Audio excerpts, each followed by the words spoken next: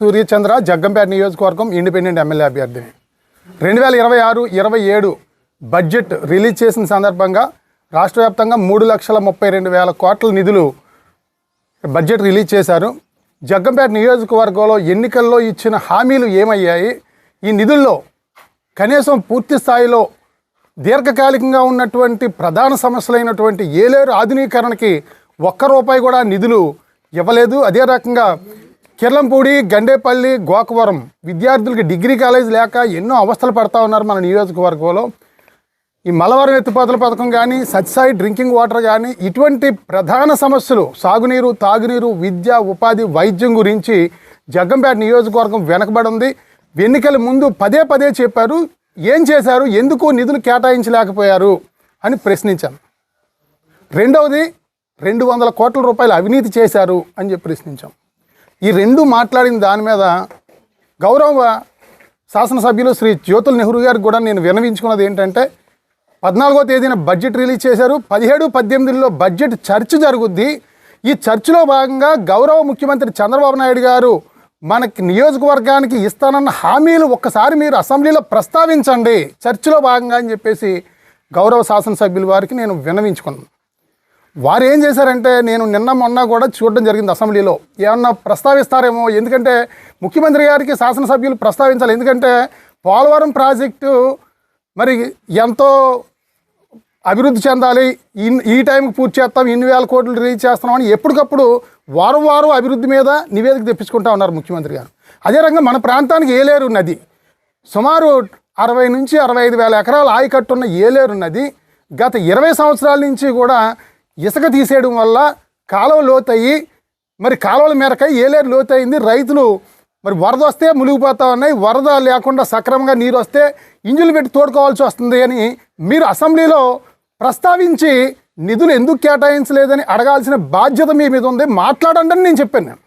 అదే రకంగా సత్సాయి drinking water గౌరవ ముఖ్యమంత్రి గారు అక్కడ సత్సాయి శతజయంతి సందర్భంగా కూడా సత్యసాయి బాబా గారు బతుకుండగా నన్ను అడిగారు, ఇది నేను చేస్తాను, మన ప్రాంత వాసులందరికీ మంచినీటి సమస్య తీరుస్తాను, నువ్వు దీన్ని నిర్వహించాలని చెప్పేసి సత్యసాయి బాబు గారు భగవంతుడే కోరారు చంద్రబాబు నాయుడు గారిని. అటువంటిది మన నియోజకవర్గంలో 2 సంవత్సరాల నుంచి నీళ్ళు లేవు. కనీసం గోకవరం మండలంలో ప్రజా దర్బార్ మీరు నిర్వహించినప్పుడు మహిళలందరూ కూడా మాకు నీళ్ళు లేవు అని చెప్పేసి అంటే మీరు కలెక్టర్ గారితో మాట్లాడారు అర్జెంటుగా నీళ్ళు ఇవ్వాలని.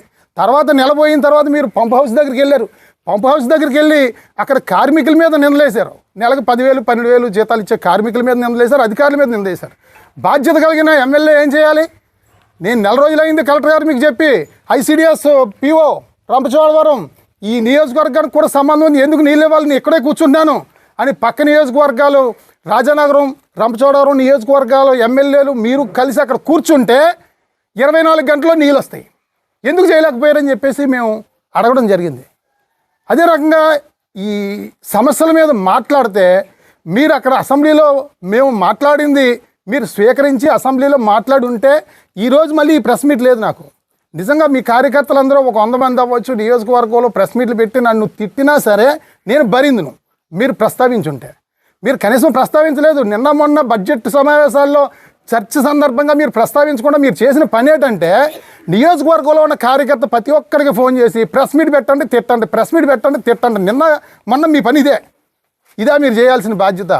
గౌరవ శాసనసభ్యులు శ్రీ జ్యోతుల నెహ్రూ గారిని నేను కోరుతా ఉన్నాను. నేను ఇది మంచి విధానం అని మీకు మనస్సాక్షిగా అనిపిస్తూ ఉందని చెప్పేసి అడుగుతూ ఉన్నాం. మరి ఏలేరు ఆధునీకరణ ఎంత అత్యవసరం అండి? 45 కిలోమీటర్లు ఏలేరు ప్రాజెక్టు నుంచి అక్కడ గోదావరి వరకు 45 కిలోమీటర్లు. ఈ 45 కిలోమీటర్లకు కూడా 20 సంవత్సరాల నుంచి నిధులు లేవే. మరి ఇంచుమించు 105 కోట్లతో టెండర్ అయ్యింది, 56 కోట్లు ఖర్చు పెట్టారు. అది కూడా ఎక్కడ లాస్ట్ 8 కిలోమీటర్లో చేశారు, అది కూడా తక్కువ. 45 కిలోమీటర్లు ఆధునీకరణ చేస్తేనే ఈ సుమారు 60,000 ఎకరాలకి సాగునీరు అందుద్ది, అవన్నీ మీకు తెలుసు. మరి అదే రకంగా మాట్లాడాం. తాళ్ళూరు ఎత్తిపోతల పథకాన్ని అక్కడ అమరనిరాహార దీక్ష కూడా చేసాం మేము రైతులు కష్టాల గురించి. మాట్లాడే హక్కు నాకుంది, నాకే కాదు రైతులకు ఉంది, ప్రతి ఒక్కరికి ఉంది. నేను దాని గురించి మాట్లాడాను, అందులో తప్పే ఉంది. అదే రకంగా ఒకసారి వీడియో చూడండి ఒకసారి మిత్రులందరూ.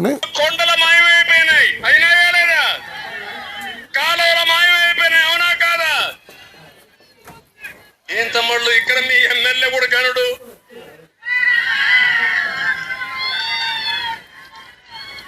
మన అందరం అనుకున్న అమాయకుడని అనుకున్నారా లేదా? అమాయకుడు అనుకుంటే ఈ ఎమ్మెల్యేని చూస్తా ఉంటే నాకు అనిపిస్తా ఉంది వీడు పెద్ద గరుడుగా ఉన్నాడని. గండేపల్లి మండలం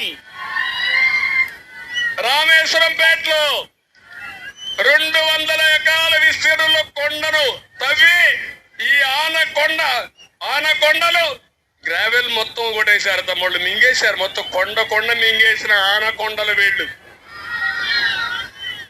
విశాఖపట్నంలో రిషికొండను కొట్టేస్తే పెద్ద ఆనకొండ జగన్మోహన్ రెడ్డి. ఇక్కడ చిన్న ఆనకొండ రామేశ్వరంపేటలో 200 ఎకరాలు కొట్టేశాడు. ఇదే కాదు, ఇంకో పక్కన చూస్తే ఇతను ఇంద్రపాకలో అవినీతి సొమ్ముతో 108 ఎకరాలు చేపల చెరువు పెట్టాడా? చేపల చెరువు ఉందా లేదా? ఇంకో పక్క ఇంద్రపాకలో 549 ఎకరాల్లో ఒక చెరువు ఉంటే ఇరిగేషన్కి ఇవ్వాల్సిన నీళ్లు ఇవ్వకుండా చేపల చెరువుగా మార్చుకొని డబ్బులు కొట్టేశారు. అవునా కాదా? అయినా మీరేం మాట్లాడరు. నేనే మాట్లాడాలా? మీరు మాట్లాడితే 10 మంది తెలుస్తుంది వాళ్ళ అవినీతి. ఇంకో పక్కన మీరు ఒకసారి చూస్తే ఇక్కడ మర్రిపాక రామవరం గ్రామాల మధ్యన పుష్కర బ్రాంచ్ కెనాల్, అక్కడ గట్టు మొరం ఉందా? అక్కడది ఉందా? పక్కన గుట్ట ఉందా? అక్కడ మట్టి ఉందా? ఏం తమ్ముళ్ళు, కొండ కరిగిపోయింది, గట్టు మాయమైపోయింది, ఎమ్మెల్యే మాయ. ప్రజలంతా పాపం మీరు గమ్మునుండాలా? ఉండకపోతే మీ మీద కేసులు. ఇది అన్యాయం అవునా కాదా అని మిమ్మల్ని అడుగుతున్నా. మా నాన్నగారు 6 ఎకరాల పొలం ఇచ్చారు. అదే రకంగా మా అత్తయ్య గారు మావయ్య గారు అక్కడ రామవరాన్ని ఇల్లు ఇచ్చారు. అదే రకంగా మా నాన్నగారు తర్వాత మళ్ళీ ఇంకో 2 ఎకరాలు ఎక్స్ట్రా ఇచ్చారు. 8 ఎకరాల పొలం ఉన్నది. 8 ఎకరాల పొలం నేను రాజకీయాల్లో సేవా కార్యక్రమాల్లో నేను పాడు చేసుకున్నాను. ఖర్చు పెట్టాను, నేను సంపాదించలేదు, ఖర్చు పెట్టాను నేను. అదే రకంగా 4 కార్లు 3 కార్లు అంటున్నారు. ఇవాళ 4 కార్లు 3 కార్లు నాకు ఎలా తిరుగుతున్నాడు, ఈ పెట్రోల్ ఎలా అవుతుంది, డీజిల్ ఎలా అవుతుంది, మెయింటెనెన్స్ ఎలా అవుతుంది, ఏ రకమైన ఆస్తులు లేవని చెప్పేసి చాలామంది ప్రశ్నిస్తూ ఉన్నారు. నెహ్రూ గారు కూడా మీ వాళ్ళతో ప్రశ్నిస్తున్నారు. మీరు దీనికి ఒకటే సమాధానం.